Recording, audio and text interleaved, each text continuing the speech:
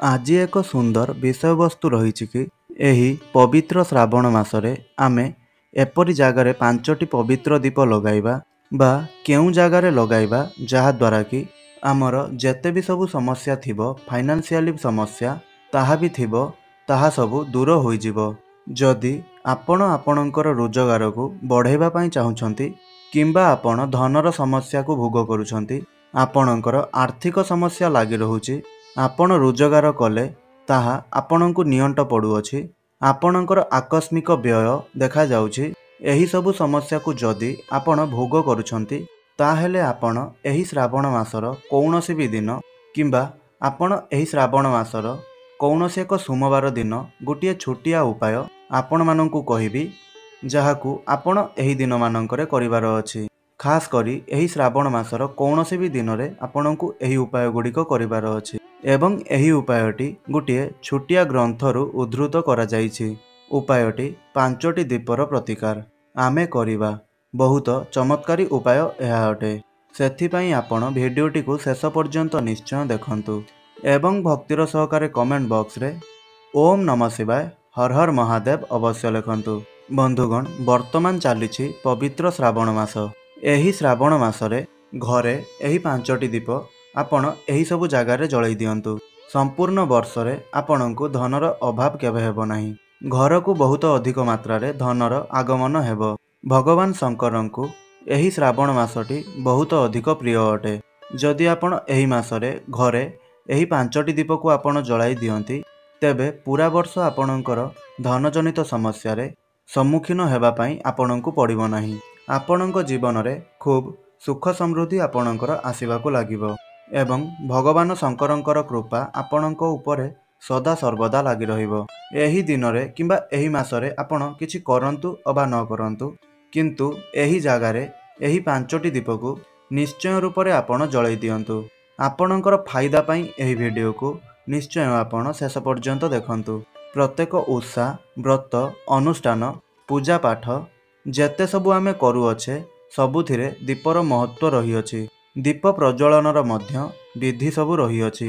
दैनिक पूजा पाठरे ओषा व्रतरे दीप बिना ताहा असंपूर्ण रहिथाए। जेतेबेले आमे प्रत्यह भगवानଙ୍କୁ पूजा करूछे पंच उपचार रे पूजा करूअछे। दीपर महात्म्य रहिअछि। पंचोपचार रे दीप मध्य एक उपचार अटे। शास्त्र कुहंती गंधम पुष्पम तथा धूपम दीपम नैवेद्य मैवेच्य अखंड फलमासाध्य कैवल्यम नवते ध्रुवम। तेणु जेउ पंचोपचार पूजा करूछे एही पूजारे दीपर महात्म्य बहुत अधिक रहिअछि। काहींकिना दीप हेउछंती साक्षी सदृश। आमे जेउ पूजा करूछे जेउ व्रत गुड़िक करूछे ओषा करूछे दीप हेउछि सेही सबुर साक्षी स्वरूप। दीप हेउछि प्रकाशर स्वरूप। भगवानଙ୍କର सत्ता को अनुभव करिबा पई आमे दीप प्रज्वलन करिथाउ। तेणु सेथिपई पूजारे दीपर महत्व सर्वोच्च स्थान नैछंती।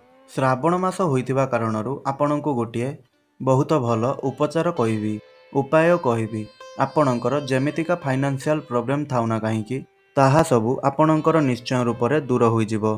मने रखंतु आपण प्रदोष समय किंबा संध्या समय रे पांचटी दीप को आपण प्रस्तुत करिवे। सही पांचटी दीप माटी रे हेले मध्य चलिबो।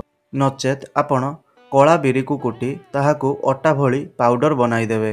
सही बिरी को आपण अटा चकुटिबा भली आपण सही सबु को चकुटी सेथिरे आपण पांचटी दीप प्रस्तुत करिवे। आपण जदि माटीर दीप नेबे तेबे ठीक अछि।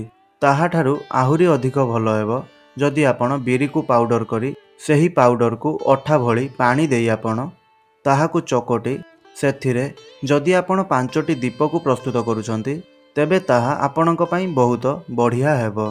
पांचटी दीप आपण प्रस्तुत करंतु। प्रत्येक दीपरे आपण शुद्ध घिओ न देई आपण सही दीप गुड़िकरे राशि तेल देवे एवं सेथिरे आपण दुईटी लेखाएं बलिता देई आपण दीप को प्रस्तुत करिवे। दीप प्रस्तुत सरिबा परे सही पांचटी दीप को नेई आपण केउठारे लगाइबे। आपण आपणकर ठाकुर घर सम्मुखरे बा आपणकर ठाकुर घरे पूजा घरे पांचटी जाक दीप को नेई आपण स्थापन करिवे। प्रथमे केमिति स्थापन करिवे ताहा आपण जानि नियंतु। तो बंधुगण, गोटिए दीपर मुख पूर्व दिग को रहिबो, आउ गोटिए दीपर मुख पश्चिम को रहिबो, आउ एक दीपर मुख उत्तर को रहिबो आउ एक दीपर मुख दक्षिण को रहिबो। चारि दिगकू चारोटी मुख करी आपण दीप को स्थापन करिवे एवं सही चारोटी दीप मझिरे आपण आउ एक दीप को स्थापन करिवे।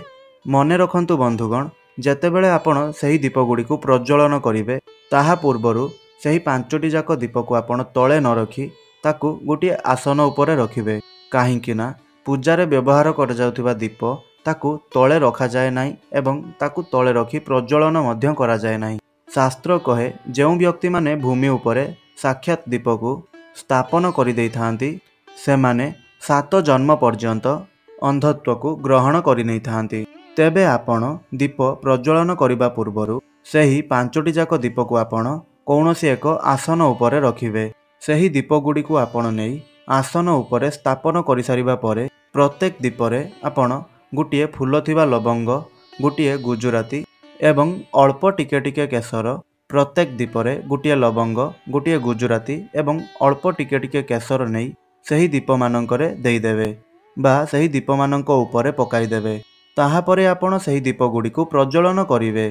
जेतेबेले आपण सही दीप गुडी को प्रज्वलन करिवे सही समय रे आपणकर मन भितरे थिबा मनोकामना बा आपणकर जेकोनोसी भी इच्छा आपणकर मनरे थिबो ताहा आपणकर धनजनित समस्या हेउ किंबा आपणकर रोजगार को बढ़ाइबा पई हेउ किंबा आपणकर चाकरी पई हेउ किंबा आपणकर प्रमोशन पई हेउ अथवा जदि आपणकर घरे सर्वदा कलह झगड़ा लागि रहउछि तेबे आपणक घरर शांति पई किंबा आपणकर व्यवसाय रे वृद्धि आनिबा पई जेते सबु धन रिलेटेड इच्छा आपणकर थिबो आपण आपणक मन भितरे महादेवंकु सही इच्छा गुड़िक जणाइबे। हे देवादिदेव, हे नीलकंठ, हे महेश्वर, एही पांचटी दीप आपणकर उद्देश्य रे आपणक नाम रे समर्पित करूअछि। आपण मते तथा मोर परिवार को सदैव हुअन्तु। मोर समस्त मनस्कामना आपण पूर्ण करन्तु। एहा परे आपण प्रणाम करिवे। जदि आपणकर सामर्थ्य अछि तेबे आपण आउ दुईटी जगार एही भली पांचटी दीप आपण स्थापन करी जलाइबे। आपण शिवालय रे भगवान शिवंक मंदिर रे जदि आपण एही भली पांचटी दीप को स्थापन करी संपूर्ण विधि एवं नियम अनुसार बा विधिबद्ध भावरे आपण दीप गुड़िक प्रज्वलन करुछंती तेबे एहा द्वारा आपणଙ୍କୁ महादेवंकर अशेष कृपा प्राप्ति हेबो।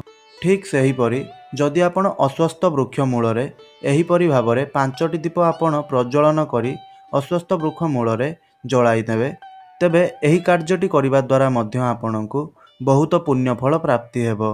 ताहा सहित आपण जेउ अभिलाषा को नहीं दीप प्रज्वलन करुथिबे ताहा आपणଙ୍କର पूरण होई पारिबो।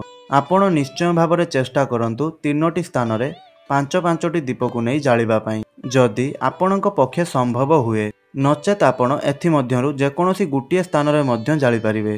तेबे सही 3टी जागा मध्यरु प्रथम जगाटी हेउची आपणଙ୍କର ठाकुर घर बा आपणଙ୍କର पूजा घर सम्मुख रे, द्वितीय रे हेउची शिव मंदिर रे बा शिवालय रे, तृतीय रे हेउची अस्वस्थ गछ मूल रे।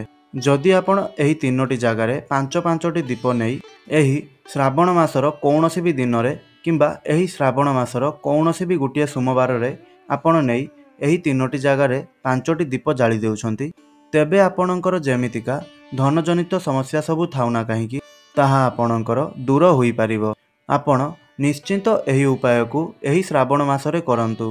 तेबे आपण माने जदि सच्चा हृदयरु भगवान शिवंकु भक्ति करुथांती ताहेले तळे थिबा हमर कमेंट बॉक्स रे ओम नमः शिवाय हर हर महादेव अवश्य लिखंतु एवं एही भिडियोटी को गोटिए लाइक निश्चय करंतु एवं एही भली प्रतिदिन वीडियो देखिबा पई आपण माने हमर एही चैनल टी को सब्सक्राइब करी पाखरे आसुतबा बेल र आइकन टी को प्रेस करी ऑल रे सिलेक्ट करंतु जहा फल रे आमे प्रतिदिन अपलोड करूथिबा वीडियो आपणଙ୍କ पाखरे जाई सर्वप्रथमे पहुंची पारिबो। तेबे आपण माने वीडियोटी को शेष पर्यंत देखिथिबारु आपण माननकु बहुत बहुत धन्यवाद।